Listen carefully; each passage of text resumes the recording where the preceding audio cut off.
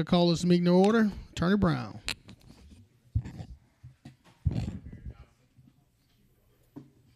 Good morning, Mayor Johnson and Commissioners. We'll request a motion to go into executive session for the discussion of real estate and pending and potential litigation. So moved. I have a motion and a second. Voting.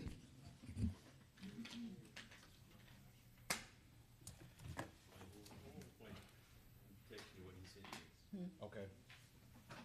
Yeah, it's frozen. He says that the motion wasn't to do that. Okay. Go back too. Let me go. That's on the authorization of seniors. That didn't occur. I sent it to you first. Okay, it seems that our computer has frozen, so Computer's Mr. frozen. Franum's out. Mr. Garrett, Yes, ma'am. Mr. Guilfoyle, out. Mr. Johnson. Mr. Lewis. Mr. Mason, out. Ms. McKnight. Yes, ma'am. Ms. Pulliam. Yes, ma'am. Ms. Scott. Yes, ma'am. Mr. Bobby Williams. Yes, ma'am. That motion carries. Thank you, Madam Clerk. We're here. Yeah, the mayor makes the quorum. We're now in legal. Thank you.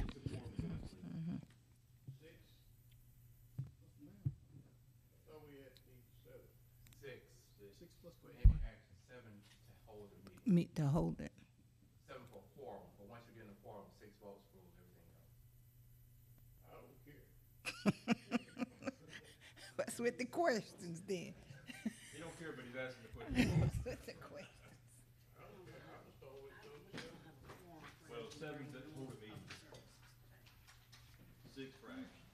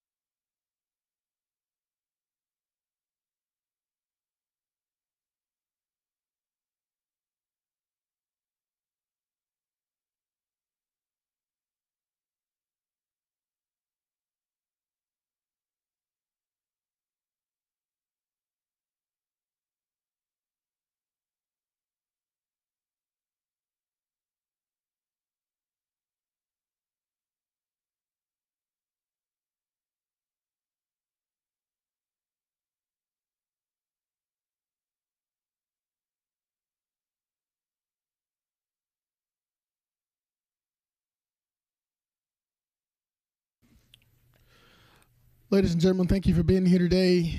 I'm going to call the committee meetings into session. Please note that due to a lack of quorum, we will only be hearing the Administrative Services Committee and the Finance Committee. So if you're here for anything else, we will not be addressing those today. But that being said, I'm going to turn it over to the Finance Chairman, Commissioner Jordan Johnson. Thank you, Mr. Mayor.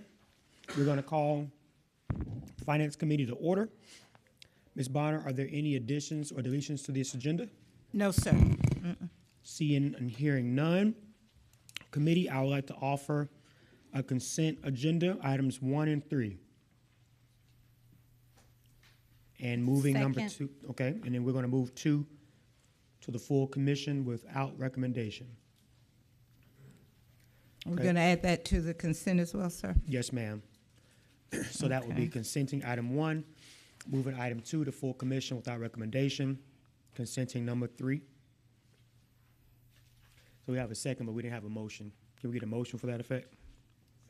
There's a motion. Is there a second? Second. Now there's a second. All right. Voting, Ms. Bonner.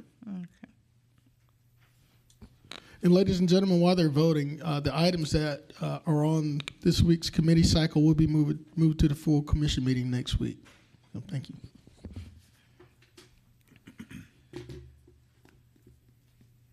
That motion carries with Mr. Guilfoyle absent. All right. Let's hear item number 4. Item number 4 is to consider a request from Mr. Aaron Matthews regarding a property tax abatement for property located adjacent to Matthews Motors at 1365 Gordon Highway. All right. Mr. Matthews, please approach and give your name and address for the record, please, sir. I'm here to speak on behalf of my brother, Aaron. My full name is Alston Matthews. Okay. It's your address. Home address for the Mr. record. Matthews, can we get you to pull the mic closer to you? Yes, sir. Thank you. Full name is Alston Matthews. The street address is 399 Boy Scout Road. All righty. Please proceed. We're here to seek some property tax abatement for the old condemned motel next door to our company, our family company. We purchased it last year, and we're just trying to grow our operations. And it is right now in the process of being completely demolished since it was condemned. So it will be a parking lot. So we're seeking abatement on the full property value to just be at land value. Okay. Are there any staff available or administrator, anyone that can potentially speak to Mr. Matthews' request? Is our administrator in the queue, Ms. Dallas? Well, we have representatives from both the tax assessor's office as well as the tax commissioner's office present. Okay. Would anyone like to come up? Ms. Sharon or anyone would like to come up from the tax assessor, Scott? I would suggest, Commissioner, getting with the tax assessor's office first, as they are the responsible party for assessing property values. Sounds good. You can come to this you come here. I didn't want to push Mr. Matthews to the side. It's okay. How are you, Commissioner? Doing well. Thank you, sir. So, in regards to Mr. Matthews' request, what's your suggestion? Let me speak in general on it. We valued the property as of January 1, which as of January 1 was land and building. We are aware of their plans and their permit to demolish the building, which they are, I think Mr. Barton told me it should be completed by end of the year. This will be completed in 2 weeks. Good, good. Well, that will affect the valuation again for January 1 of 2024. They did also file an appeal on the property with the tax assessor's office. They have since withdrawn that appeal because our valuation for 2023 was their purchase price. So we have valued the property as they purchased it for this year. Okay. Again, that valuation will be reflective next year of no building, if that's the case that exists. Okay. What's your recommended action from this committee? I think I have to leave that up to the commission. I mean, abatements are completely up to y'all's discretion. Typically, what happens with our side is, if there's a sale that is lower than the fair market value we have on the property, we lock it at that lower price per Georgia code. So we have done so. They paid $800,000 as it existed. That's what they're being taxed on. The rest is up to your discretion. Sounds good to me. Do you have any comments from my colleagues? Anyone like to weigh in on this conversation? No? Okay. Administrator Dausch, you have anything else you want to add to this? Not at this time. Okay, do you have a recommended path forward on this? While I do not have a recommendation, I would like to add that it is common for properties to be changed throughout the course of the year. So this is not an abnormal act, but as the tax assessor's office just stated, they place a value on January 1. Okay, okay, all right. So let's do this. Let's take this request and we can forward this to the full commission without recommendation for discussion next Tuesday.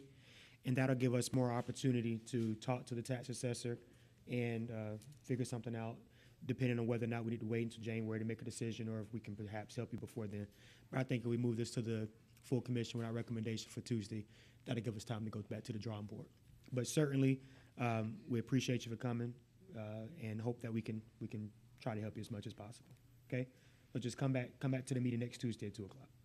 All right? Thank you. Are there any other comments or questions on this matter? I actually had a Oh, question. we have a few commissioners in the queue, so come back, Mr. Matthews, if you could.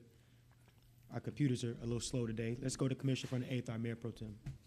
Thank you, Chairman. This question is for Mr. Matthews. In regards to the demolition on the hotel, what is your timeline on that? We should be completed in 2 to 3 weeks. Oh, wow, okay.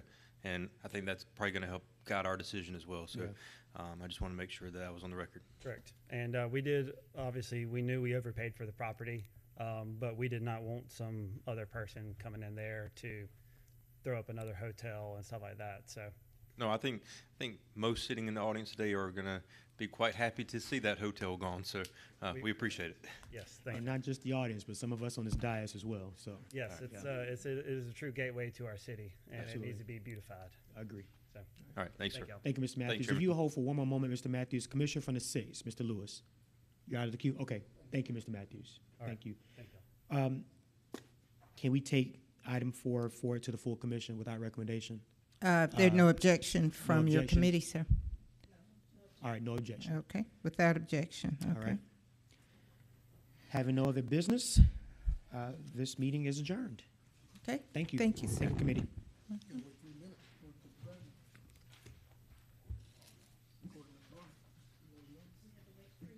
Mm-hmm. We have to wait 3 minutes. Mr. Mayor, you gonna sing a song? No, I don't want to sing a song. Ladies and gentlemen, we have about 2.5 minutes before we could proceed with the Administrative Services Committee, per our Madam Clerk.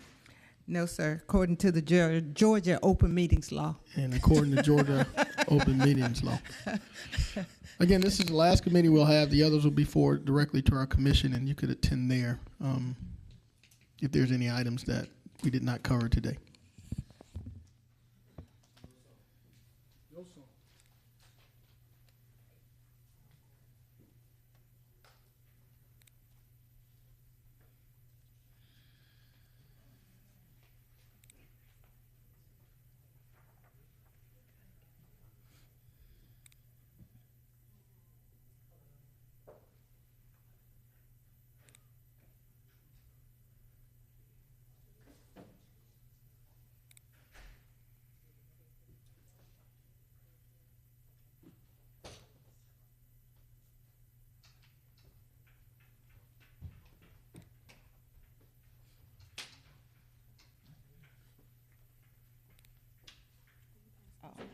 Okay.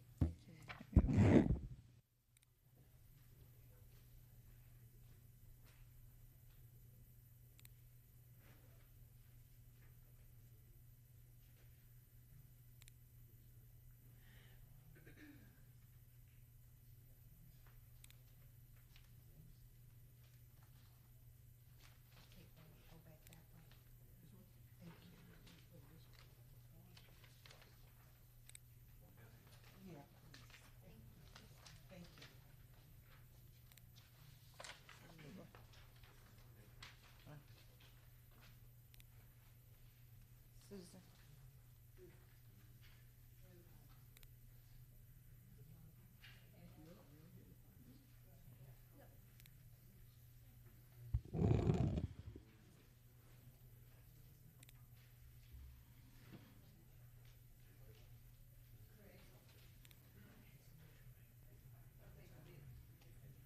Madam Clerk, I'd like to call the Administrative Service Committee to.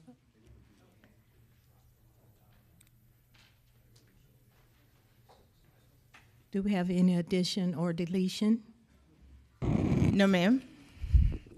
If it's okay with the committee, I would like to consent 1, 2, 3, 4, and 7.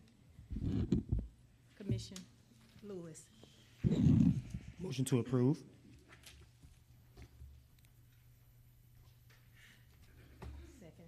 Second.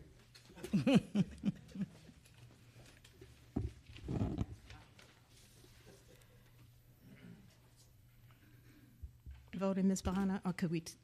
No, ma'am. We can vote since we have this. Okay. 1, 2, 3, 4, and 7, right? Yes, ma'am. Okay. Machine's Voting. up.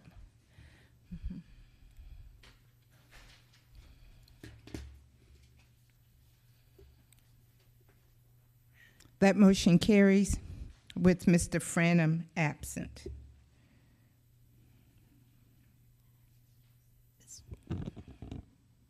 Okay, Ms. Bahana, we'll go from top to bottom. Okay, that takes us to item number 5, a motion to approve a collaboration between Augusta, Georgia and the City of Savannah and the Chatham County Savannah Authority for the Homeless to launch a public awareness campaign, Give Change That Counts, and to authorize the mayor to execute all appropriate documents. Commissioner Scott and others present, this is in relation to our current panhandling issues that we are experiencing all over the city of Augusta. This particular initiative is one in which we are requesting your approval to collaborate with Savannah, Chatham County, as they too have had a similar problem surrounding panhandling. But after the inception of this program, Give Change That Counts, they have seen and have professed to have witnessed a decrease in panhandling efforts on their streets. We do not want to reinvent the wheel, and as such, we are taking their model and enhancing it or tailoring it to fit Augusta's needs. Please keep in mind that this is just an educational campaign, one in which we are seeking to make sure our public citizens, as well as any visitors that come to Augusta Richmond County, are aware of our interest in giving change that counts, giving to nonprofits that support our local community, those wraparound services, as well as homelessness efforts, instead of panhandling right there on the street. If you were present during our panhandling or homelessness work session that we had a couple of days ago, you would have heard that that is one of the larger problems. It not only breeds safety concerns, but also it could easily turn out to be a nuisance when you have people standing on the street corners. We have Ms. Danielle Hayes, who can offer you additional information as it pertains to this public awareness campaign, but also she has visited Savannah during their most recent groundbreaking or ribbon cutting ceremony to roll out the newly launched logo that you have before you today. And this program or this collaboration comes with the blessing of Savannah's mayor. So Commissioner Scott, if you don't mind, could Ms. Hayes also speak to this matter as well? Absolutely. Thank you, Madam Administrator. Good afternoon, Mayor Johnson, commissioners, and our public. I am very excited about this initiative and being in conversations with Savannah because as a native of Augusta, this truly does matter to me. So as Mrs. Dowse has already said, this initiative originated from the Savannah Chatham Authority for the Homeless. And this campaign aims to do 3 things. Number 1, define panhandling. We want our community to know that although panhandling is protected under the Constitution, it can become a public safety issue, especially if the panhandler is in spaces where they can get hurt or if others can get hurt. So we want to make sure that we make that clear. The second thing we aim to educate our public on is that there is a difference between panhandling and homelessness. For example, everyone who's homeless does not panhandle, and everyone who panhandles is not homeless. So we want to make sure our public, they are aware of that. And the last point is that we want to raise awareness of the local nonprofits that provide critical services and support to those who are homeless or feel the need to panhandle in public spaces. Although this is a community-wide issue, we want to push this campaign in 3 areas initially. Number 1, downtown Augusta. Number 2, Wrightsboro Road near the Augusta Mall. And the last space would be Washington Road near the I-20 corridor. We would use every mode of communication to push this campaign. That includes billboards, television ads, radio, social media, everything we can do, even boots on the ground, passing out flyers. We want to educate our community to know that they can give meaningful change with their change by not giving it directly to the panhandlers, but supporting those local nonprofits that provide those critical services. So we would like to launch this initiative for 1 year, just to see how it goes. And the metrics that we would use to track the success include 3 things. Number 1, we would survey our local businesses to see what their temperaments are, their sentiments are at the very beginning, so we can know what we can do to assist them. And then we would survey them again at the end to see if they've seen a decrease in panhandling issues around their storefront. The second metric that we would track is the annual reports from our partnering local nonprofits. Although we cannot tell them how to manage their corporations, we can encourage them to maybe create a line item that can track the funding that they are receiving through this campaign. And the last metric would be working with Augusta 311, the Richmond County Marshal's Office, and the Sheriff's Office to see if they are noticing a decrease in reports of panhandling. That will also let us know that this campaign is working. We have already identified potential partners and beneficiaries, and I will read them off to you for this project. They include the Augusta Rescue Mission, Destination Augusta, Golden Harvest Food Bank, Salvation Army Center of Hope, United Way of the CSRA, Augusta Metro Chamber of Commerce, Downtown Development Authority, Greater Augusta Black Chamber of Commerce, Richmond County Marshal's Office, and the Richmond County Sheriff's Office. Again, these are all conversations that we've had, but I'm grateful to hear that we haven't had any pushback by any of these great organizations. And that's all that I have to present today. You know what I'm getting ready to ask, Ms. Administrator? Is it pertaining to finances? Yes, ma'am. Yes, ma'am. I would like to add, as stated by Ms. Hayes, yes, this program, while it would be an educational campaign, it does come with a cost. So I would like to update the financial impact on your administrative services agenda item, in which this program, we are slating a budget of $25,000. That would include radio advertising, TV, billboards, any type of social media needs, and any other print media that would be needed, but $25,000. I would also like to note that for the remainder of this year, those funds are already or can be sourced within the administrator's current budget, so no additional funding would be needed. Okay. A couple of my colleagues are in the queue. Commissioner Johnson. Thank you, Madam Chair. I'm glad we're having this conversation. I just have a couple questions. So we said that Savannah has implemented this program, correct? What metrics have they used to figure out if their program has been successful or not? Do we know about their metrics? Well, we're still working through those conversations on how they're tracking them. With Savannah, all the money goes to their homeless authority. So that's a benefit for their end. So they can just track the funding there. But I will get those numbers for you and make sure I have them before I come back again. Okay, and I only asked that question simply because $25,000 is a big ask for public information campaign. I'm not saying that I'm against it, but what I am saying is that if these organizations had a fraction of that $25,000 directly, then they could just go out and do this outreach to their abilities, right? Because that's what they've kind of been asking from the city for a while, is that if we had the resources to be able to go out and address the issues, because they are the experts, then what results could come from that would be exponential in my mind.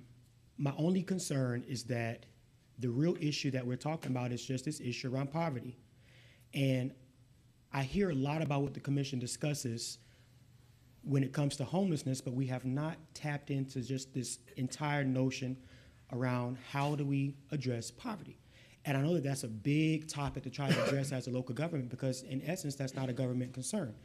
But how do we address poverty, right? I've spoken to some folks in the marshal's office and other agencies, and they say that a good deal of folks that are engaging in panhandling are coming from some of our low-income apartment complexes.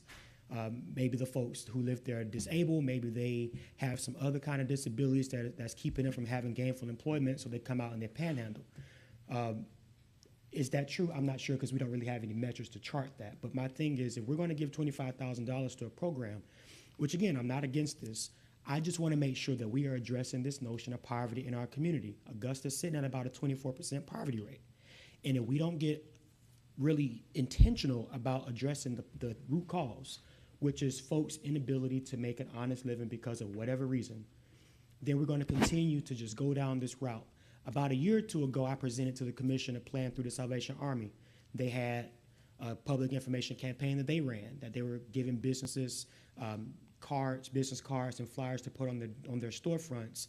And I'll be interested in knowing how that program has worked for them. But really, the root cause here is poverty. And I like the fact that we're trying to go a different route other than just strict law enforcement. But how do we address what folks are dealing with? How do we address the folks down in East Augusta and Laney Walker and Harrisburg who have no access to fresh food, no access to transportation, no access to jobs, and this is what they resort to, right? We may think that this is just rhetoric, but no, this is really the face of panhandling, the face of poverty in our city. Again, I'm not opposed to it, but I want to make sure that whatever resources we put towards things like this, that is put up in an honest effort to really solve the issue. And in my last statement, Madam Chair, and I'm going to yield the floor, is Savannah, all their money is going through their homeless authority, and I know that their homeless authority has paid members. And so if they have seen success in this program, I would employ us to also see how much money they're spending in paying their homeless authority members to run the program, because if we don't put money into running the program, then we're not going to get anything out of the program. And as far as when I say run, I mean the actual implementation. So those are my 3, 4, 5 cents. But if you have any kind of feedback, I would welcome that. But let's continue to think about how we address poverty, because that's the root cause of panhandling. Nobody's doing it just because it's fun. It's just what it's about. So I'm done. Thank you, Madam Chair. Commissioner Johnson, I wanted to respond surrounding the Salvation Army. The gentleman from the Salvation Army did meet with us while we were in our planning phases concerning this particular campaign and showed us the cards that you were speaking of. And he applauded this effort because he felt as though it would reach the masses, whereas his project was a bit siloed in that it required hand-to-hand from passing out those cards. So he is on board and is in support of the effort and has also agreed to assist in whatever way he can. Yeah, I think that's good to hear. That's really good to hear, because if we're going to put 25 grand into the program, it needs to be we need to be able to track the success, track the metrics. Will this program itself help lower the number of folks panhandling on our streets?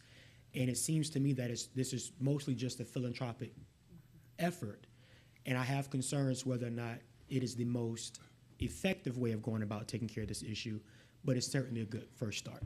So thank you. And I believe too, since I've been sitting here with the proposal, or you ask, we're actually saying we're going to have something in place to track what this program is doing. So that's a first, and I applaud you all for that, because we do many and approve a lot of programs, but we never have a matrix in place telling us what we did from the beginning to the end. So I applaud you for that. We have some more of my colleagues in the queue. Commissioner Lewis. Thank you, Madam Chair. It's my understanding that you stated that there are some agencies that would receive the change that will be collected, and then they would look at providing the necessary help to the individuals that are panhandling. My question to you is, Savannah has launched this program. How long has it been in effect in Savannah?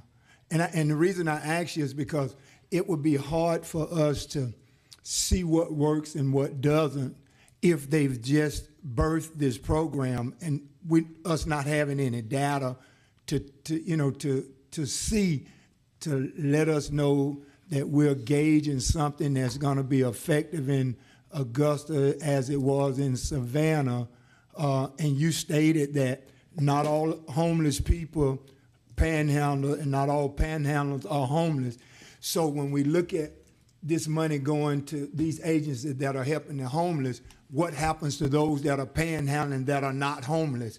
And they're just panhandling because they don't want to get off of their butts to work, so they feel that they can stand on the corner and ask for change as opposed to ask for a handout instead of a hand up. So how do you gauge? I mean, when you're helping the homeless, I can see you helping the homeless, but when folks are out there just panhandling just because, then how do you look at the two and, in their correlation to see how effective the program is when you got homeless? Yes, you'll be helping, but folks who just want to panhandle, how do you assist? How would you be assisting those? Well, I will say that Savannah, their initiative has been in effect since 2021. 2021, Yes. Okay. And just to go back really quick to Commissioner Jordan Johnson, they have been working with their public safety as well to track those metrics. I'll get those numbers. But I will say, Commissioner Lewis, it is difficult to tell the difference between the homeless and the panhandler. However, through this initiative, it will kind of help us differentiate, because those who truly need the help, hopefully that they'll reach out and get it when we provide the different informations pamphlets to them. Those who are here to abuse the system, hopefully as our community, they give to these local nonprofits instead of directly to the panhandler, they'll move to a different city. Does that answer your question to a certain extent? Yeah, so to speak, you're saying that when they're not given, then we're flushing them out. We'll run them to Columbia County, we'll run them to Aiken County. I don't want to say those counties. So I'm just saying that we're going to do our part, because Augusta is a very giving community. Absolutely. And people can play on that. I feel some help is better than no help. Some initiative is better than no initiative. Some kind of ordinance is better than no ordinance at all. But at the same time, when we look at developing this program and doing this program, we want to make sure that we meet the needs. That we're meeting the needs of those that are in need. Thank you. And I think by having a matrix, and if we can go in, 6 months or to see where we are and how it's going, that would help also. Absolutely. Thank you, Madam. Commissioner Garrett. Thank you, Madam Chairman. This question is kind of in the same line with my colleagues. As this program is rolling out, and I know with Savannah's there's QR codes and things to kind of help people donate. I've seen the cards on their boardwalks and things. So when the money comes through, where does that money go? I know it's going to funnel through our government, and then it won't. No, it won't. So I want to make sure you're done. Go ahead. Okay. So what we're going to do on our end, I'll just say this: the city of Augusta will never touch any dollars through this program. That's another thing that makes us different than the Savannah program. So what we're going to do on our end is create a website that features all of our participating beneficiaries. And then those who go to this website, they will then choose which organization they want to give to. They'll click on a hyperlink and they'll go directly to that organization and give their money directly to them. So all we're doing as the city of Augusta is promoting the partner, but we would never touch their dollars. Do you see this program eventually coming much closer to being in line with what Savannah is doing, where they actually have an authority set up to help facilitate the disbursements? Commissioner, yes, because right now our homeless task force, in my opinion, is in its infancy stage. And so as it continues to grow, as the Housing and Community Development Department housing homelessness area continues to grow, then yes, absolutely. But right now, Augusta does not have the resources to manage that task. And so this will be up to the donor to decide which entity they would like to support in this case. And through those metrics, we'll be able to obtain data from them to say, how much money did you collect from your Give Change That Counts donations, and what did you do with those services? Please keep in mind that it is not my expectation for this project to be a end-all, be-all for panhandling. It is, again, designed to educate the public, in which they should know that we do not support panhandling. Well, and Commissioner Lewis, as you stated earlier, if you don't support those activities, then hopefully, eventually, they'll move on. Well, and I'm glad that you brought that up, because, you know, as the conversation in the last few weeks is, you know, revolved around the panhandling ordinance and things of that matter, I really think that this program, as well as, you know, maybe a better worded ordinance, should work hand in hand to help alleviate and also to give law enforcement some more teeth to be able to help move along some of these that are standing on our corners or walking in and out of traffic. You know, that's one of those things that I'm really hoping that we're able to work through as a body up here, as well as with our law enforcement. My last question for this is, you know, I heard your 3 areas that you wanted to target. Is there a reason why South Augusta, you know, that Peach Orchard Road at Windsor Spring Corridor, you know, just about every day when I'm going home, there are people standing on those exits. They're in and out of those storefronts. So is there a reason why we're not targeting that area as well? Well, we're still in the early stages. I will say definitely money is involved, but I will say that in our initial planning meeting that we had with some of our entities, these were the 3 that came to light. Also, South Augusta was a decision. So since we haven't launched this initiative, we can pivot. I would definitely recommend, and I think that my colleagues up here would also agree, because I think we see it every day, and I would actually like to add that 4th area in there just to make sure that we're covering all the bases, as well as just, you know, spreading the word as broadly as we can. Absolutely, no problem. We can do that. All right, thank you. Commissioner Pullen. Thank you, Madam Chair. Thank you, Ms. Hayes, for bringing this to us. Out of all of the organizations that you named, are all of those entities collecting money for homeless initiatives? No. So Okay. we have differentiated between those who would just be partners versus those who would benefit. So those who would benefit would be organizations that provide critical services and support to homeless, those who are suffering from homelessness or who feel they need to panhandle. If you do not meet that criteria, and we are in the process of developing a vetting structure of 501c3s that can participate in this initiative. So, and that is one of the criteria points that we do have on our draft of what that vetting structure looks like. Okay. But most of those entities do deal with our homeless population, or they service, rather. I didn't mean to use the word deal. They service our homeless population. Yes, they do. Okay. So with that being said, are there any type of creative funding sources or grants that are available to or for homeless initiatives that could be used instead of us, say we continue this effort, or even this time around? I don't know if we have access to funding that is designated for our homeless population that could actually be used for that 25,000, because those entities actually support our homeless population. Commissioner Pulliam, that has not been explored.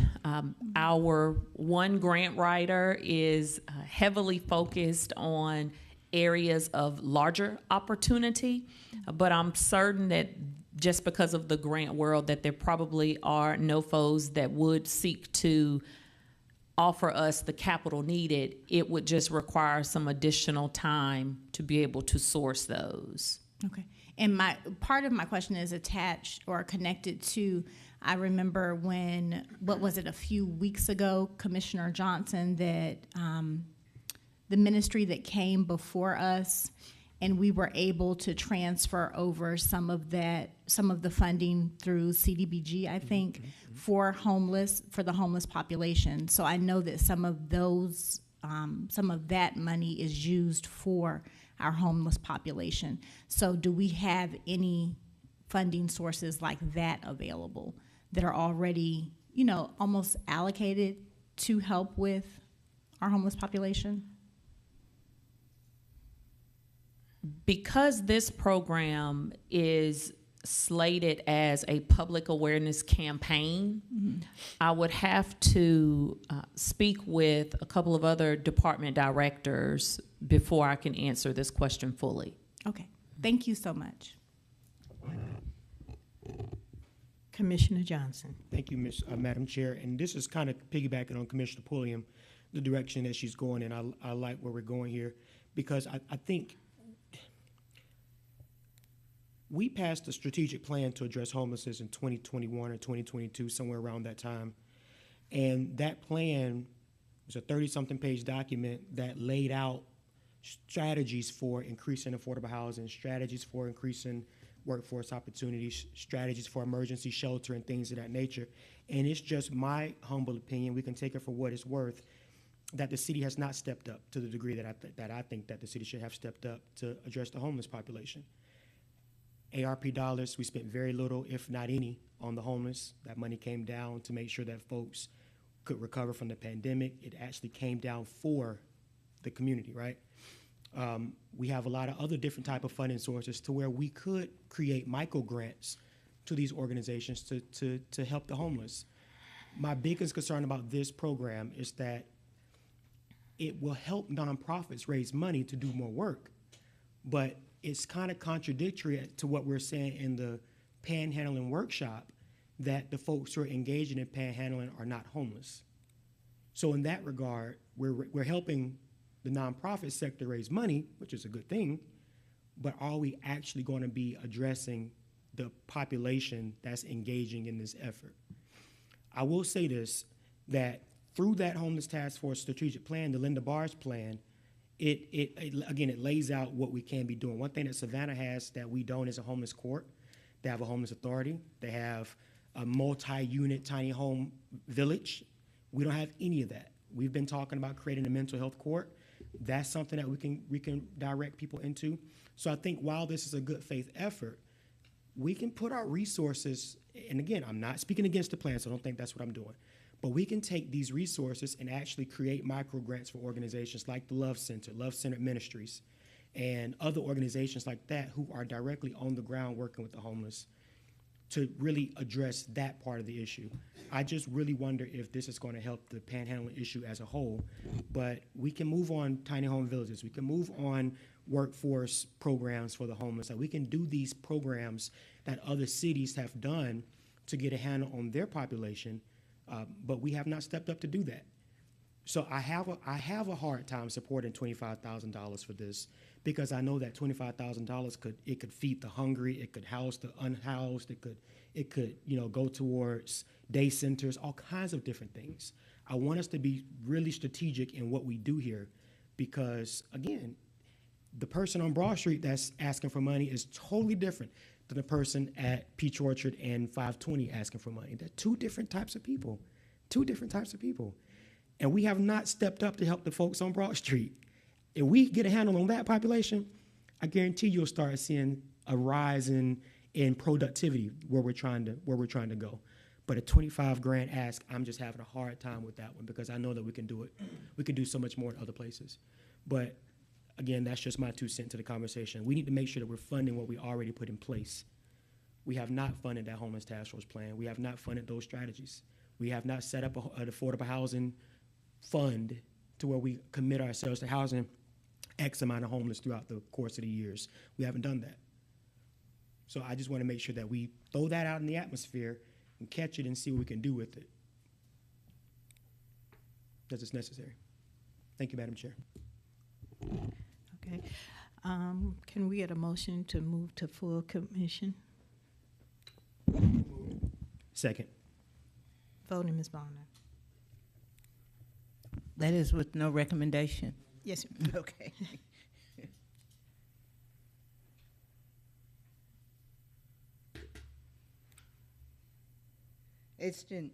That motion carries with Mr. Frenham out.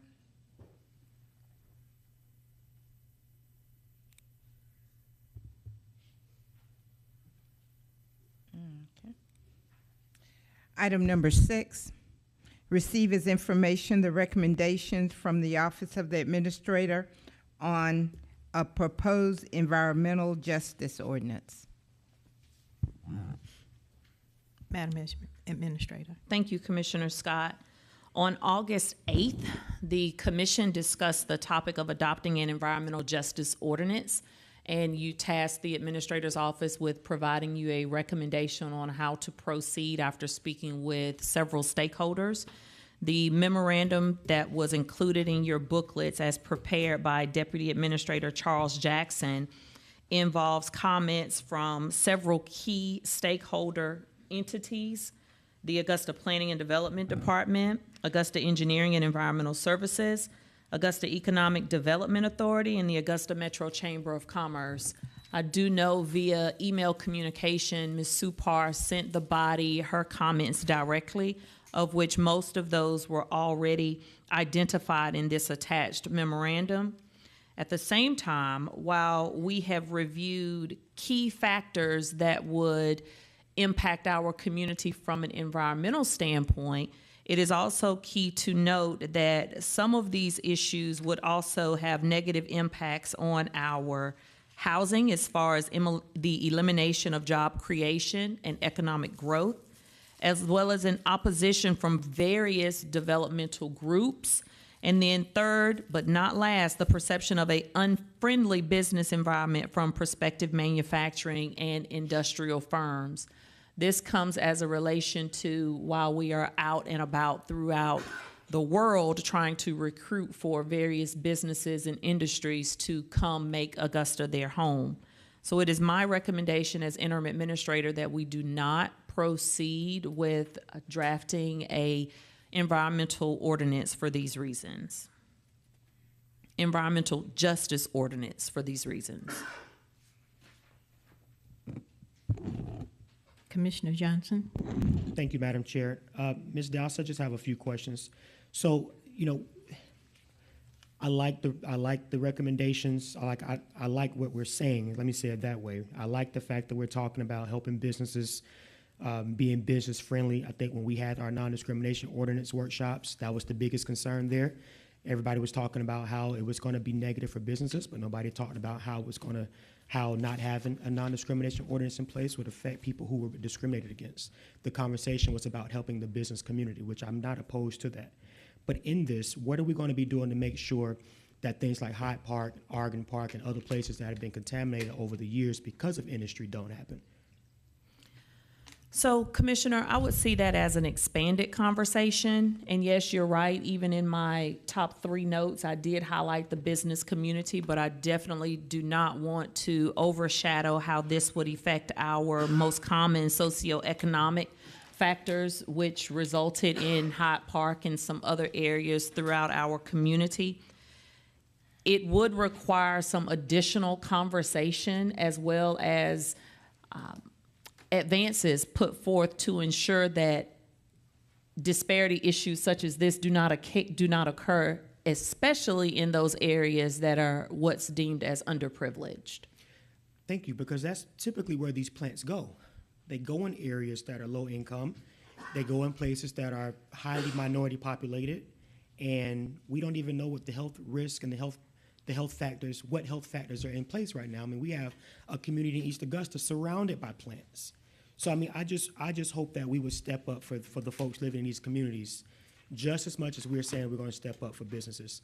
I mean, and it's kind of frustrating because the panhandling ordinances is coming out because businesses complained about people.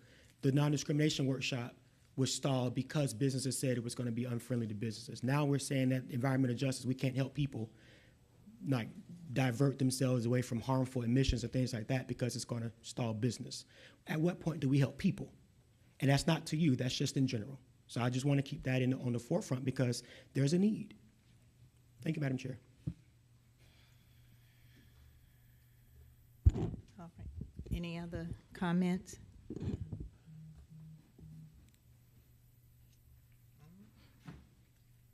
So can we get a motion? Motion to receive as information.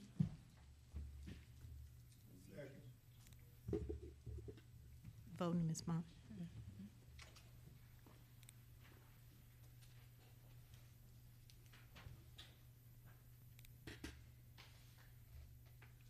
It's unanimous.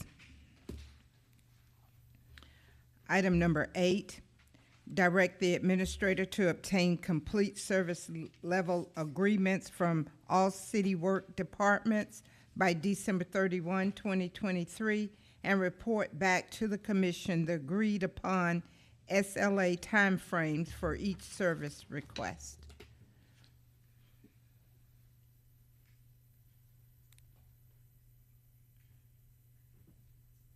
Commissioner Pulliam's item.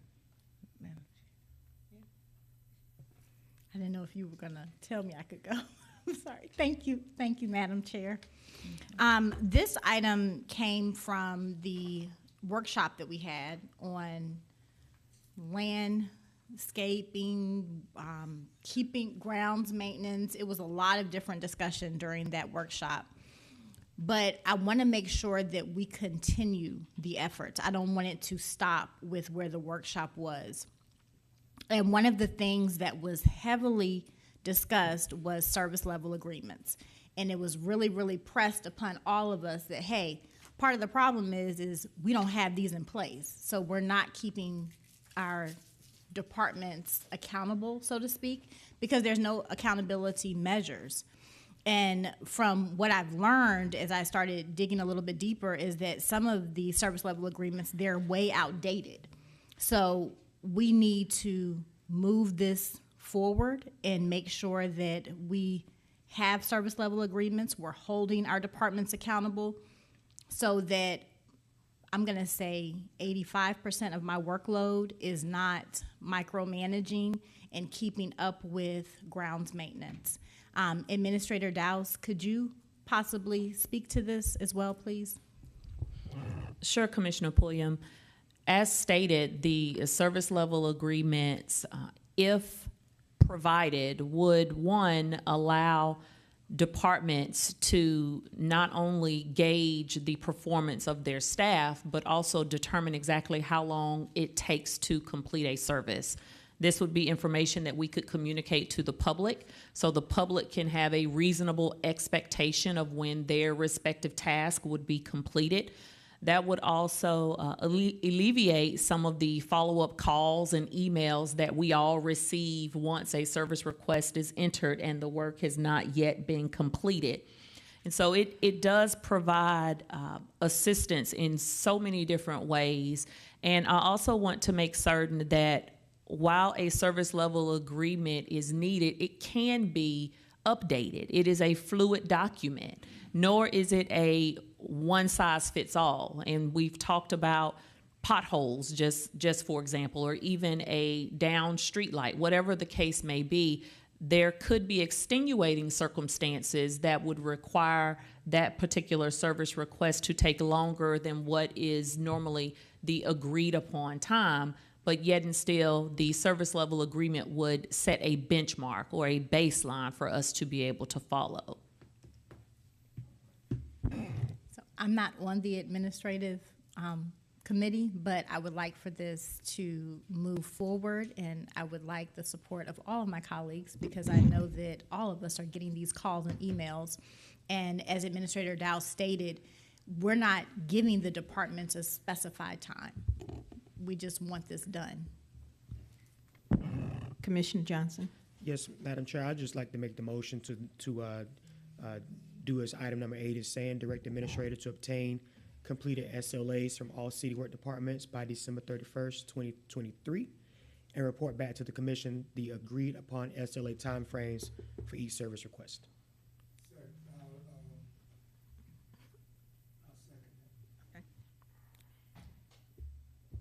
Okay.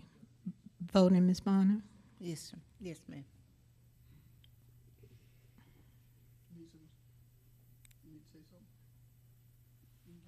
Who? One of the directors, Department Director, Ms. Kelly, wants from 311 wants to make a comment.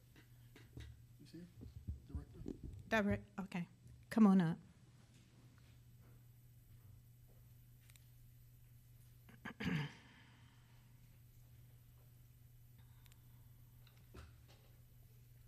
Good afternoon, Mayor, Commission, and Madam Administrator.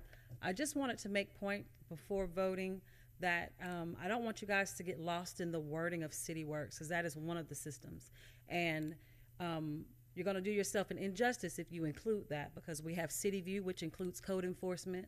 We have Chameleon, which includes animal services.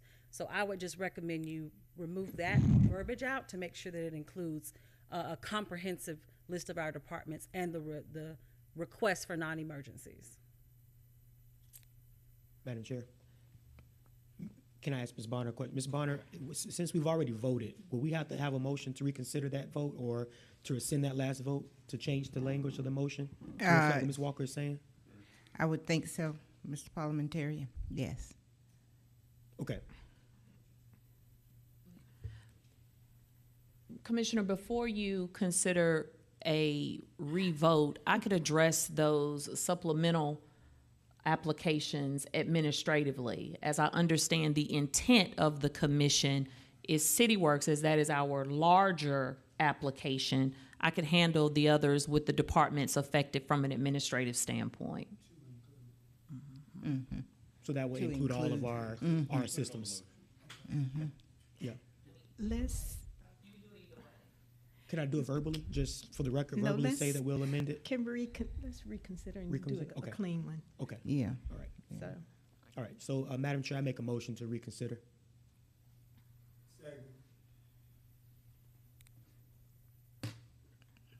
Can you clear that so they can vote on reconsideration, because they didn't complete that one?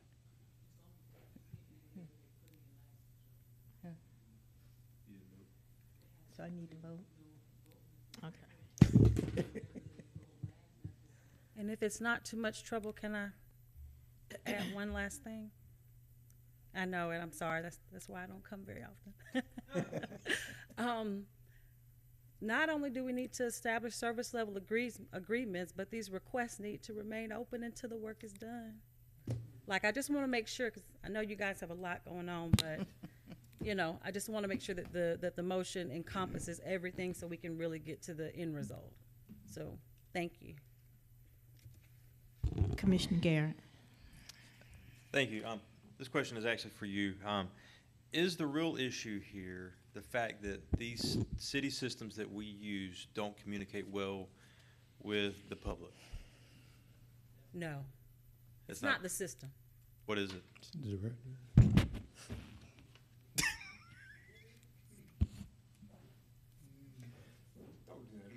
I didn't say that.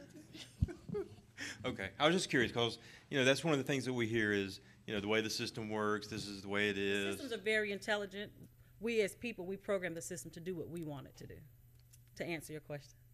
And then, you know, Thank you. with that too, you know, some of the public that you tell your constituents to use a system, even dialing 311, they just do not have the capacity or the ability to use. So I just wanted to put it, it's not, you know.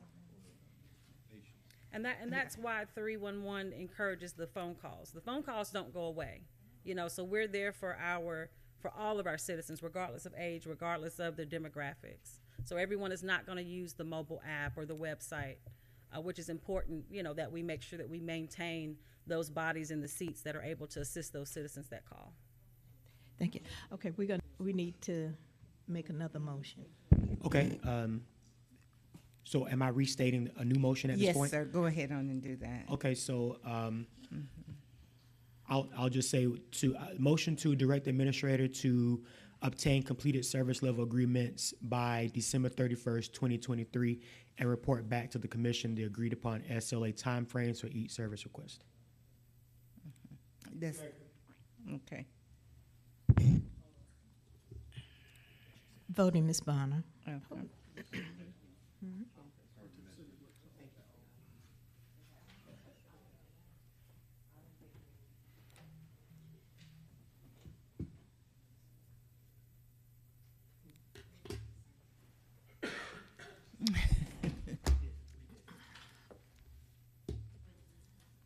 Okay. That motion carries with Mr. Franham out. Item number 9 is to request for Augusta Planning and Development Department to provide a status update on amending the current ordinance to allow accessory dwelling units. Number 9.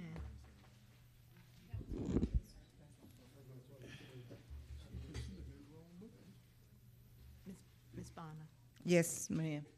I only have 8 on mine.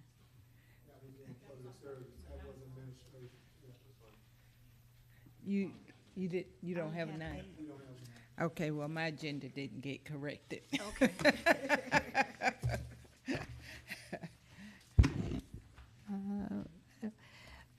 Administrative closing. That's it.